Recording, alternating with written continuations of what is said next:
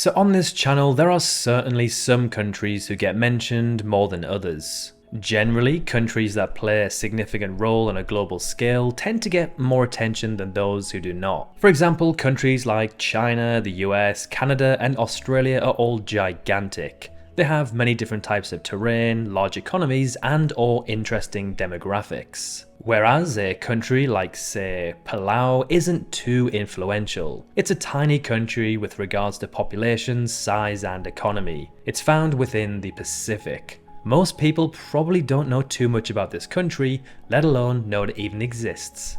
So in this video, we're going to give a little bit of love to these exact types of countries, and in fact, let's kick it off by continuing with the theme of Palau. So Palau is a country in Oceania, found deep within the Western Pacific Ocean, east of the Philippines and northeast of most of Indonesia. It is a country consisting of some 500 islands and is classed as an archipelago. The country covers an area of some 458 kilometers squared, making it the 180th largest country on Earth. Its population ranks it even lower, as with a population of just 16,700, it is the fourth least populated country on the planet. When you search Google Images for this country, the results are, well, mesmerizing. The country is made up of these incredible green islands with surrounding turquoise waters. The capital city of this country is Gurulmud, which has a very interesting spelling. It's not the easiest of capital cities to pronounce, that's for sure. The currency of this country is actually the US dollar, which makes sense as if it did offer its own currency, it would be extremely weak and pretty much worthless. The flag of this country is nice and simple. It has a light blue background with a yellow circle. Now, you might be thinking that this is to represent the sun and ocean, given that it's a tropical archipelago, right?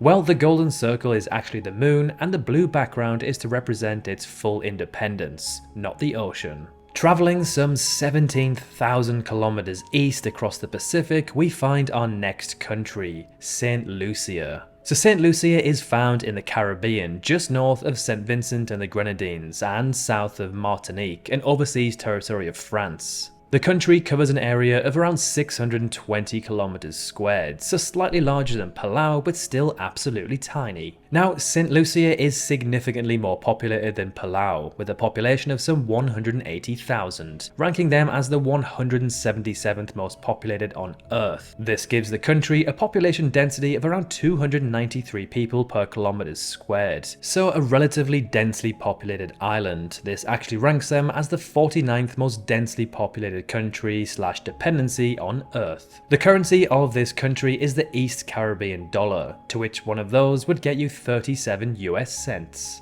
The capital city of St Lucia is Castries, which is found on its northern western coast. The most striking feature of this country has to be what is known as the pitons, which are two mountainous volcanic spires, being 743 and 798 meters tall.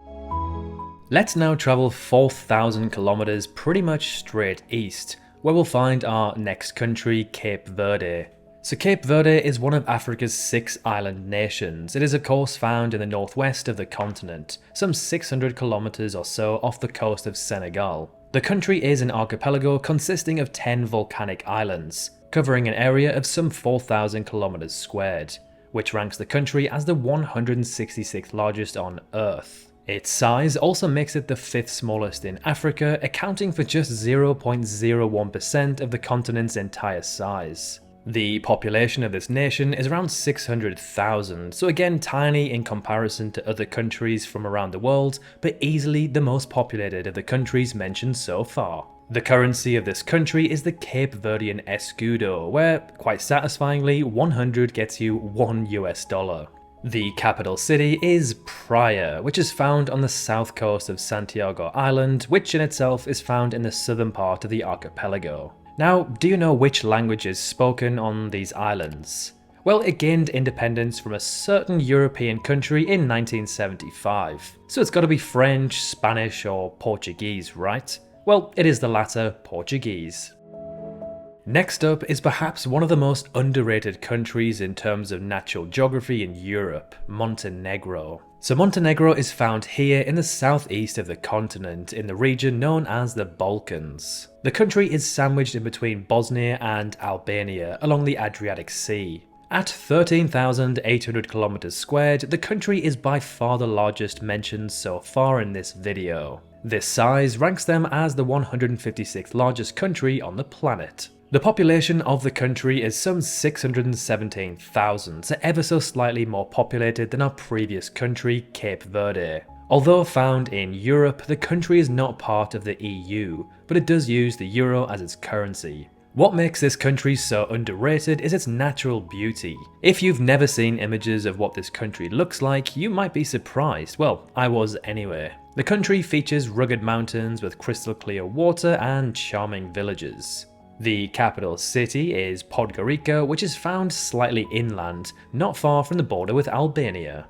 Let's now travel some 4,100 kilometers southeast from this Balkan nation, where we'll find our next country, Djibouti. So Djibouti is found in an interesting part of the world, in what is known as the Horn of Africa. The country sits in the Gulf of Aden and is just a stone's throw away from Yemen. What makes this region so interesting and important is that it is where some 15% of all global trade passes through. Although this country is rather unknown to the outside world, nor is it by any means a powerful country, some of the world's most powerful militaries have a presence there. The US, France and China all have naval bases in this country. Germany, Spain, Italy, Britain, Japan and Turkey also have some form of military base there, of either their own or through a partnership with France or America. The reason why is due to what we mentioned earlier. This region is a very important shipping channel. Any disruptions here can affect the global economy. This is quite literally playing out right now at the time of writing this script. Houthi rebels are attacking cargo ships, which is forcing them to diverge around the continent of Africa,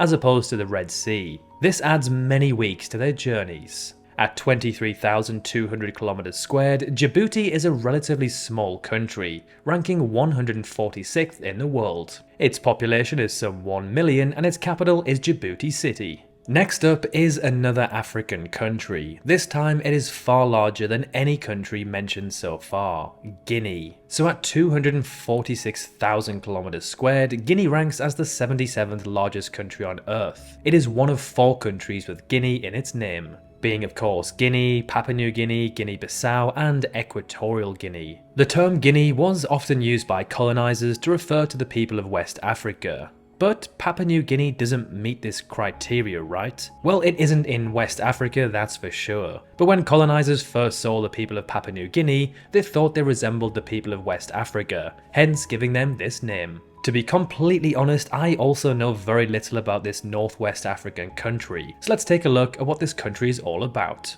So the population of Guinea is around 14 million, that's about the same as South Sudan or about the metro region of London. The capital is Conakry, they speak French and their official currency is the Guinean franc. The country borders a fellow Guinean country, being Guinea-Bissau. It also borders Sierra Leone, Liberia, the Ivory Coast and Mali. The flag of the country looks like this, a red, yellow and green vertical stripe, so not the most eye-catching of flags really. The country is one of the richest on the continent in terms of natural mineral wealth, but due to a lack of infrastructure and political instability, these resources are not officially mined or harvested, meaning its people remain relatively poor. Now, in the entire time that I've been making videos, I don't recall ever mentioning Belarus. It's honestly quite an obscure country for those who don't live in or near it. Other than it being a former USSR member, most people probably don't know too much about this country. So at 207,000 kilometers squared, it is the 84th largest country on Earth and the 13th largest in Europe.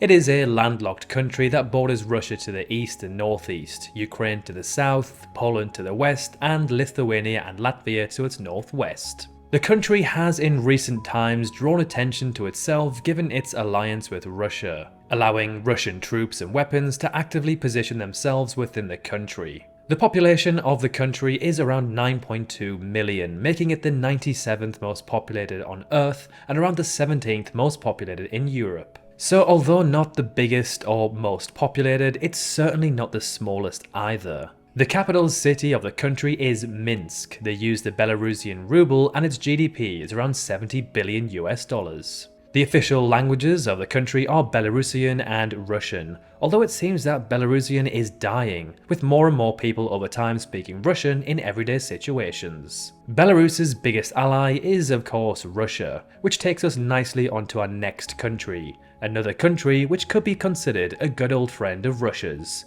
Cuba. So Cuba is found within the Caribbean and is probably most well known for its colourful buildings and vintage cars. The country covers an area of around 110,000 kilometers squared, making it the largest country in the region. The population of this country is around 11 million, making it the 85th most populated on Earth, a similar population to that of Jordan or Czech Republic. The capital city is Havana, which is found in the northwest of the country. Interestingly, it is just 170 kilometers south of Key West, a city part of the Florida Keys archipelago in the United States. The country uses the Cuban peso as their currency, and just like most countries in this region, the US dollar is widely accepted. The official language spoken there is Spanish, and the most dominant religion is Christianity. The flag of the country looks like this, not to be confused with the flag of Puerto Rico, which looks very similar. An interesting fact about Cuba is that it is not a member of the IMF, that's the International Monetary Fund, so its true GDP isn't actually confirmed. The World Bank, however, does estimate its economy to be around 107 billion US dollars, a similar figure to that of its neighbour, the Dominican Republic. Our next country has a flag similar to that of my own country, England. However, this flag belongs to that of Georgia. So Georgia, that's the country, not the US state, is found at the intersection of Europe and Asia in the region known as the Caucasus. It's a transcontinental country, meaning it spans across two continents just mentioned. The country is sandwiched in between the Black and Caspian Sea. It borders Russia to its north, Armenia and Azerbaijan to its south and east, and Turkey to its southwest. At just under 70,000 kilometers squared, the country is the 119th largest on Earth, and in fact just over half the size of the US state of Georgia. At 3.7 million, the country has a rather small population. It is in fact around 3 times less populated than Georgia in the US. The capital city of the country is Tbilisi, where around a third of the entire country's population lives. The currency used in this country is the Georgian lari, where $1 will get you around 2.7 laris in return. Around 87% of the population speak its official language, Georgian. Now, is this country landlocked? The answer is no, as it has a coast along the Black Sea. The Black Sea then passes through the Bosphorus Strait and into the Sea of Marmara, which then goes into the Mediterranean, meaning although long, there is access to the open oceans. Being in the Caucasus Mountains, the geography of the country is exactly how you'd imagine. Rolling green hills with pristine, untouched mountains and valleys. Let's now travel 1,800 kilometers southeast where we'll find our next country, Bahrain. Bahrain, in terms of size and population, is a very small country found in the Persian Gulf. It is an island country found in between Saudi Arabia and Qatar. It is made up of 50 natural and 33 artificial islands. The country is one of the smallest on Earth, ranking as the 173rd largest in the world and in fact the 3rd smallest in Asia. The population of the country is around 1.5 million, ranking them as the 149th most populated. This is roughly the same population as the city of Philadelphia in the US. Now, although small in terms of population and size, the country is relatively wealthy. It punches well above its weight for its economy's size, ranking 97th in the world with a GDP of around 45 billion US dollars. That's a larger economy than, say, Paraguay, for example, a country whose population is 4 times greater. The country's currency, the Bahraini dinar, is the world's 2nd strongest currency, only behind the Kuwaiti dinar. 1 Bahraini dinar will get you around 2.6 US dollars. The capital city of Bahrain is Manama, where around a quarter of the country's entire population lives. For our final country we have Zambia, found in southern Africa. The country covers an area of some 752,000 kilometers squared, by far the largest out of all of the countries mentioned so far. This ranks them as the 38th largest country on the planet, larger than Myanmar but just smaller than Chile. Although just a tad smaller than Chile, the two countries couldn't be shaped any more different. Chile is extremely long and narrow, shaped kind of like a chili pepper, Whereas Zambia has a very peculiar shape. I honestly don't know how to even describe it. It has straight line borders, rugged borders, and both indents and protrudes into other countries. It is a landlocked country that actually borders 8 other countries, the longest border being that with the one with the DR Congo, at some 1,900 kilometers. At around 20 million, the country ranks as around the 64th most populated, coincidentally about the same as Chile. The capital city of the country is Lusaka. The currency used here is the Zambian kwacha, and their flag looks like this. At $30 billion US, the country has a relatively small economy, ranking them 113th in the world. Something the country is rich in, however, is its diverse wildlife and rugged terrain. It's a country where you'll find all of Africa's biggest and best animals. Perhaps the most notable feature of this country is Victoria Falls, which sits on its border with Zimbabwe. It is one of the largest and most well-known waterfalls on the planet. So there we have it, a quick look into some of the countries that aren't regularly featured on this channel. There are of course many other countries which we'll perhaps make a part 2 about. Subscribe for more geography content, and as always, thank you so much for watching.